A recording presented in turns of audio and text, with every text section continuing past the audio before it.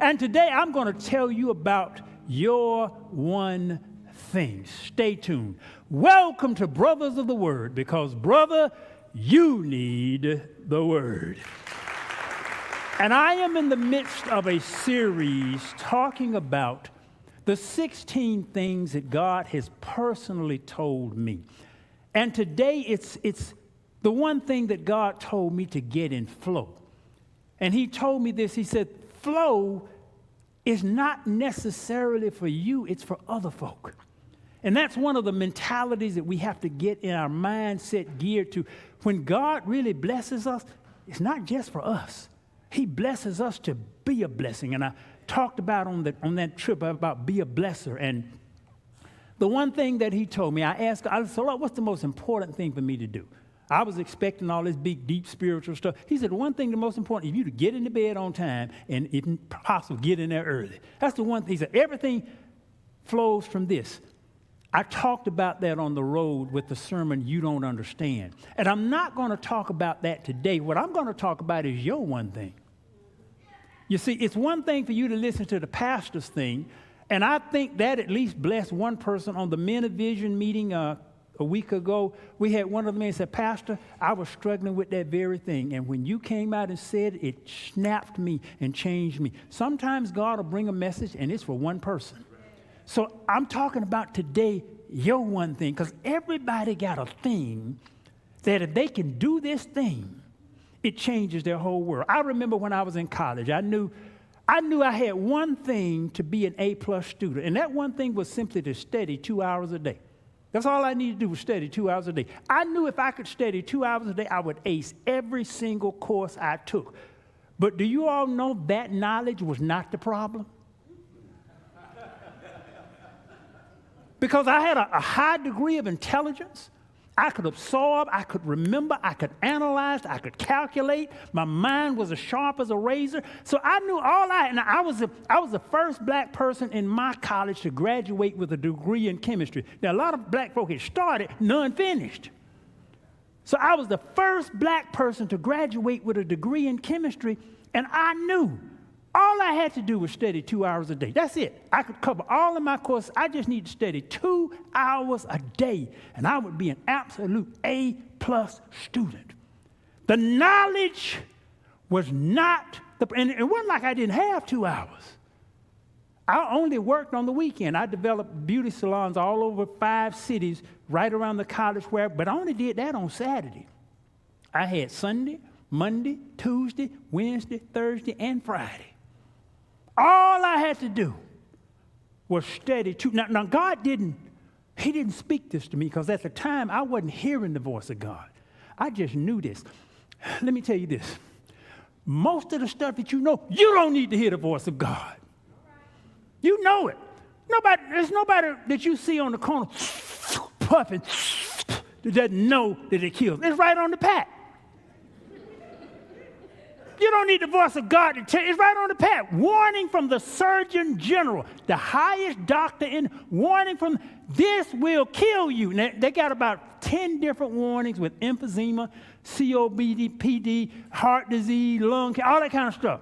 But the bottom line is, on every pack, you can't buy the pack without the whole side of the pack being the warning. So it's no one who's smoking a cigarette who does not know. You don't need a booming voice of God. Most of you know your one thing.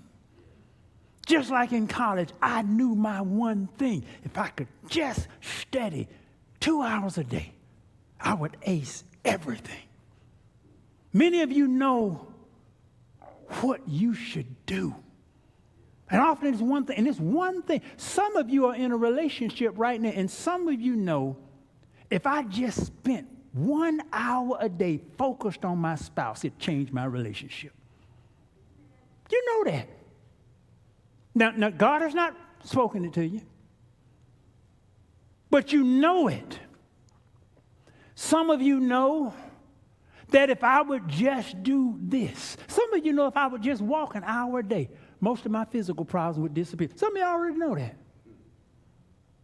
Some of you know if you could just, see, some things are additive, Some are subtractive. There are some things that you need to do, and there's some things you need to stop doing. See, some of you got some stuff, and it's one thing you need to stop doing. And you know, without the voice of God, you know, if I just stop doing this thing, my whole life would change.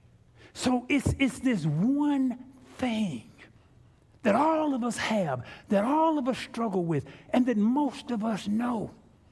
And if we can do this, I'm not talking about a whole encyclopedia of stuff. I'm not talking about a list of 7 things. No. Most of us have one thing. And if we can do this one thing, it will change our world. So I'm not talking, I don't want to talk about my one thing. My one thing, God has told me, if you get into bed on time or early, everything else will flow. All you got to do. But do you know, I send in a report to my accountability partner every day, 6 days a week. Do you know out of those 6 days a week, about half of those days or more, I have to put on there, what time did I get into bed? And it's usually after 11. I'm struggling with it. It'll be 11:30, 11:45. So, like a pastor, the Lord himself has spoken this to you. God, and there's no question you know that was the voice of God. So why in the world would you ever have on your report you got into bed beyond 11 o'clock? Why? Now, I want to ask you a question. With the one thing that you know, and most of you it popped in your head right off the bat, you know what it is. You know what it is. You don't need God. You know what it is. What I want to ask you is this question. Why are you not doing it?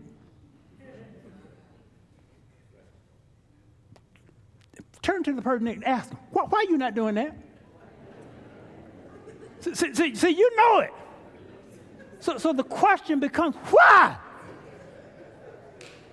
And we struggle with the one thing that can change our worlds, and we struggle and we struggle and we struggle. When we look through the Bible, often there was one thing that differentiated one person from everybody else.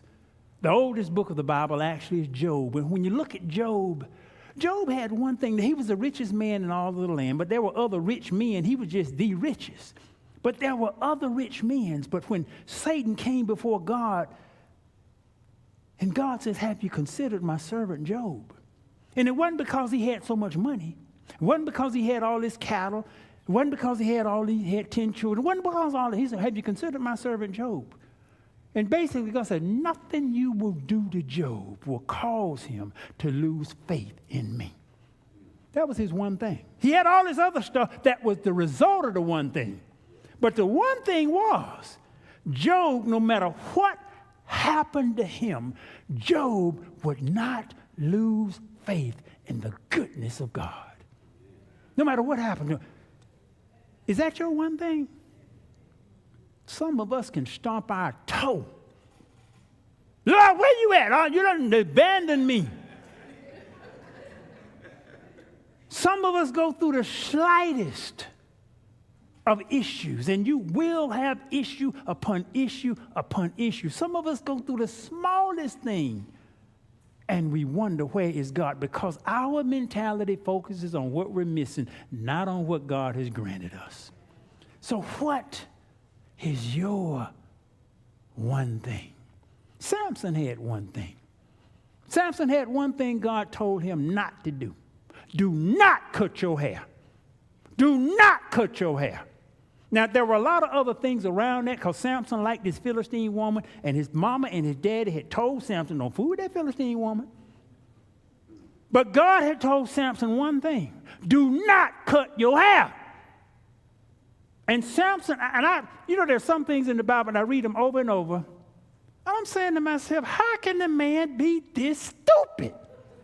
But again, that happens in real life. And you see some big famous folk, and you wonder, he done sent her a naked picture with him. How can he be that stupid? Samson, it just happens. Sometimes you just get involved in stuff, and before you know it, you done something that totally make no sense whatsoever.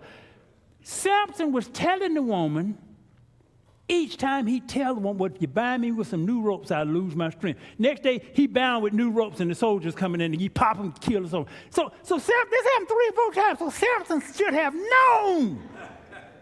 I'm saying to myself, God only told him one thing: don't cut your hair. Don't cut your hair, and you will always have your strength. Don't cut your hair. And he knew this woman was going to try to betray him because she had betrayed him 3 or 4 times before. So he knew how, how could this, what kind of love, what kind of blindness, what kind of whip was that?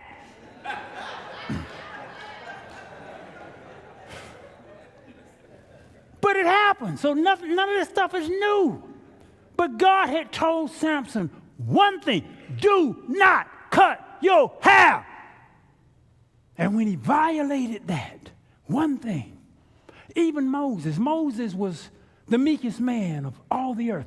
He was the man who led the children of Israel out of bondage and brought the law and all of this stuff. But yet, there's a verse that says, and God sought to kill Moses. And he sought to kill Moses because Moses had not circumcised his sons. I don't know the story behind that. A lot of the biblical stuff that's not explained, I'm able to find in other sources. I can't find the background on that. I'm saying to myself, Moses done seen all this stuff. He was the one who God gave the law to. He knew about the circumcision on the 8th day. Why did he not circumcise his son? And God was getting ready to kill him, and his wife came in and circumcised the kids. Moses was getting ready to get killed because of one thing. And I'm saying to myself, all this big stuff Moses did, and God was getting ready to kill him because of one thing. One thing. But when you start reading, and you read where God told Moses, and you shall set Aaron and his sons over the priesthood, Moses' sons are never mentioned again. And I found in the Jewish literature where Moses pleaded with God to let one of his sons be his successor. And God said, no, because your sons are lazy and won't even read the Torah. So Moses was disobedient with the circumcision, but there was some other stuff behind that Moses didn't do. And as a result, Moses' sons never assumed leadership. And you hear all about Aaron's son, but none about Moses' sons. And this great leader. But that one thing, God was getting ready to kill him on the circumcision. But my guess is there's some more to that that's not told. But he had one thing. Paul said, this one thing I do, forgetting the stuff that is behind me and looking forward to the future and being with Christ. He said, there's one thing I do. See, if some of y'all got to just forget some stuff. One thing you need to do is just stop hanging on to the past and the stuff. You know, they hurt me in the past. This happened in the past. You know, this was my mama did, my daddy did. Something y'all got to do like Paul's one thing. He said, there's one thing I do. Now, Paul had some rough stuff. Paul was killing Christians. Paul had some rough stuff in his past. He says, one thing I do, I'm going to forget all. I done killed about 2,000-3,000 Christians, but I'm going to forget all that. He had some rough stuff, but there's one thing I do. I'm going to forget all this stuff. I'm going to forget all the folk I done killed. And I'm going to press towards the mark of the high calling of Christ Jesus. But Paul, you done killed 3,000 man. I'm going to forget that. You all think of this stuff that you've done in the past and all this bad. I want you to, again, turn to the person. I'm going to forget that. God has forgiven you for all that. Paul had killed all these folks. He said, I'm going to forget that. I'm going to forget that, and I'm pressing toward the prize of the high calling. I'm forgetting all of that. So some of you just need to do that one thing. You just need to forget it.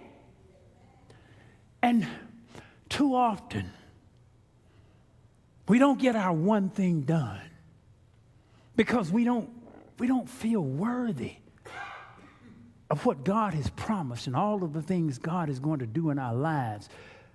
And I see that thematic often over and over and over. And Moses was like, "These Lord, I'm just not. I'm a man of slow speech, and I can't. I stutter. I can't go before the king. I can't do all this stuff."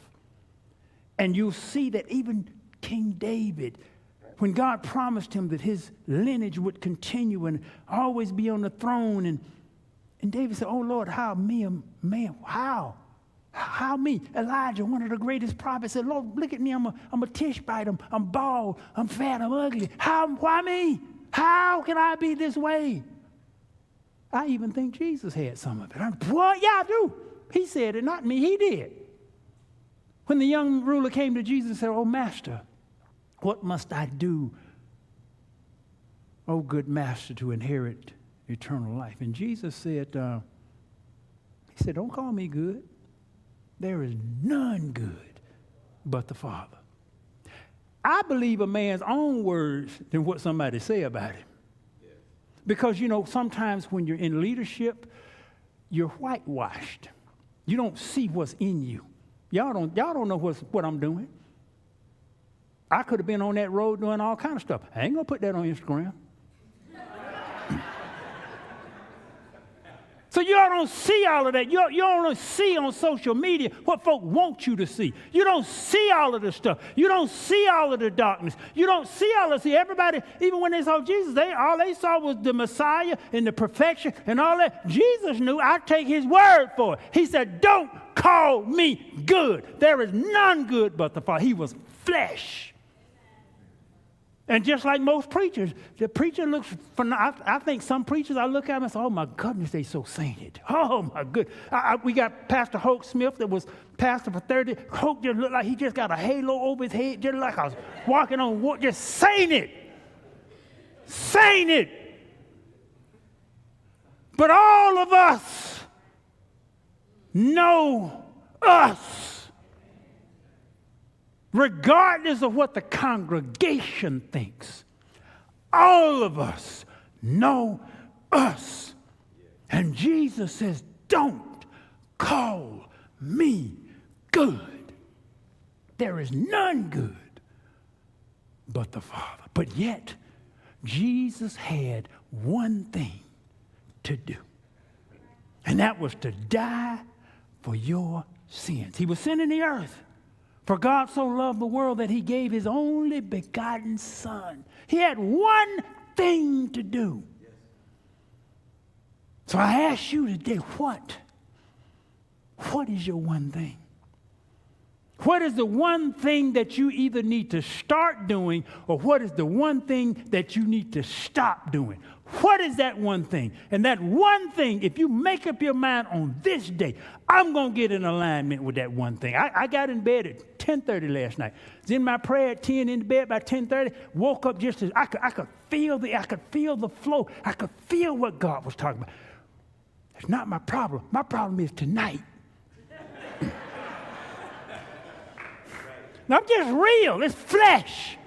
My problem is tonight and tomorrow night, and to not get distracted. My problem is to stay on track with what God has given me as the one most important thing. Do this, and you'll be in flow.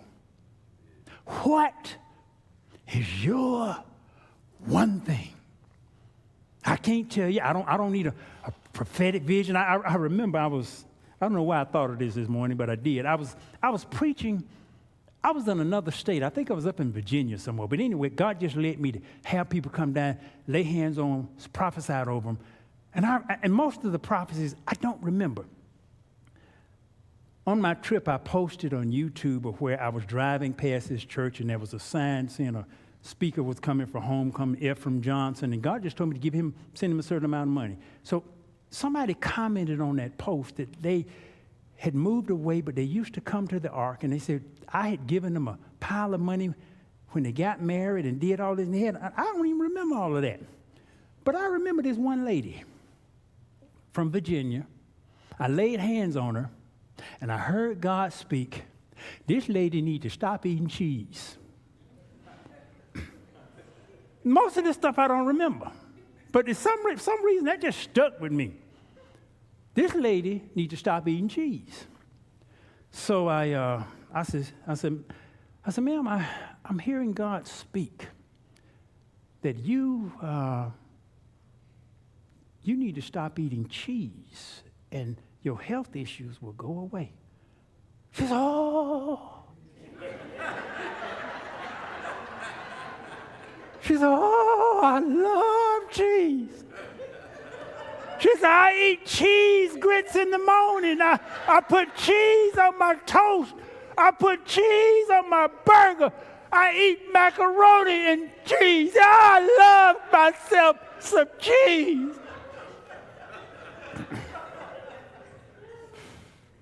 Now, see, your one thing is not necessarily somebody else's one thing. I got a brother, Bernard. He can't stand cheese. For long, he was born not liking cheese. So for him, that is not his thing. He got another one thing, but that ain't it. So when God spoke, this lady, tell her to stop eating cheese, she almost went into convulsions because she loved, and see, some of you all's one thing, it's a big thing. Some of it is small. Getting into bed on time appears to be small, but this stuff breaks habits and formations that have been there. It's not small. It looks like it's small. It's not small. It's not easy. But it pays big. And this lady, I could tell, I said, well, she's going to have a hard time battling this cheese. Woo, woo, woo, woo. But that's what God told her, stop eating cheese. It was her one thing. So what is your one thing? And I leave you with that. What is your one thing? And this one thing that you already know. Will you do it or will you stop doing it? And if you say yes, when? When? The longer you put it off, the less likely you will do it. So if you choose to do the one thing that you know, whether God told you or not, that you know will change your life, I'm not going to ask you to come down. All I want you to do is raise up one finger. If you choose to do the one thing, you just raise up one finger to simply say, I am going to do this one thing. And this one thing will change your world. I thank you for joining us today at Brothers of the Word, because, brother, you need the Word. I'm going to ask Pastor James to close us out for today.